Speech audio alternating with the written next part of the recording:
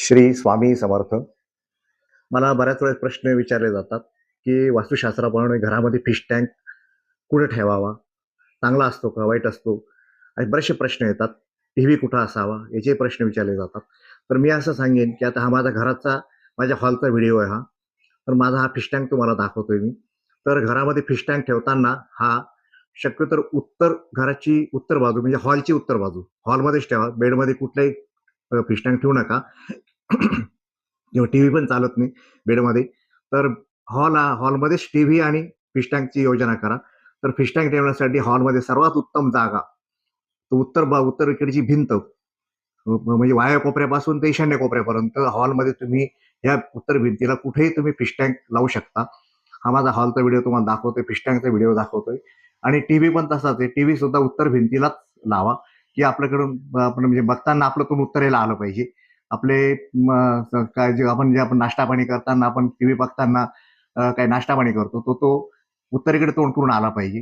किंवा चहा पाणी करतो, आपल्या कुठे कोणी पै पाहुणे आले, ते बसताना त्यांचे तोंड उत्तरेला आलं पाहिजे. म्हणून आपली सकारात्मक ऊर्जा तयार होते. तर फिश टँक हा जरूर घरामध्ये ठेवा, कारण माशांमुळे एक एक प्रकारचा ऑरा, पॉझिटिव्ह ऑरा तयार होतो. कारण माशामध्ये विष्णूचा वास आहे, भगवंताचा वास आहे. त्यामुळे एक विष्णू आपल्या घरामध्ये वास करतात आणि एक वातावरण एकदम पवित्र ठेवतात. ते एक आपल्याला पॉझिटिव्ह एनर्जी देतात. त्यामुळे आपण फिश टँक जरूर ठेवा. फक्त त्याचे पथ्य पाळा की उत्तर भिंतीलाच लागून ठेवा. बेडमध्ये फिश टँक ठेवू नका.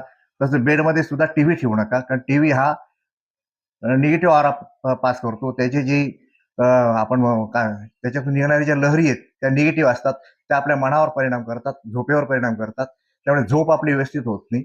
म्हणून टीव्ही सुद्धा बेडमध्ये शक्यतो लावू नका. तर हॉलमध्येच ठेवा. हॉलचा हा तुम्हाला मी माझा व्हिडिओ दाखवतोय. तर हॉलमध्येच ठेवा. तर हा ही उत्तर भिंत आहे माझी.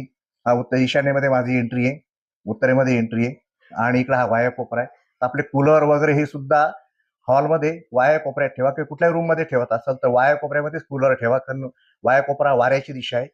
तर कूलर हा आपल्याला हवा देतो. त्यामुळे फॅन झाले, टेबल फॅन झाले, हे शक्यतो वाया कोपऱ्यामध्ये ठेवा. आणि या पद्धतीनेच आपण जर आपल्या हॉलची रचना ठेवली तर हॉलमध्ये खूप पॉझिटिव्ह एनर्जी तयार होते. बघा इकडे हा पूर्ण माझा हॉलचाच व्हिडिओ तुम्हाला दाखवतोय.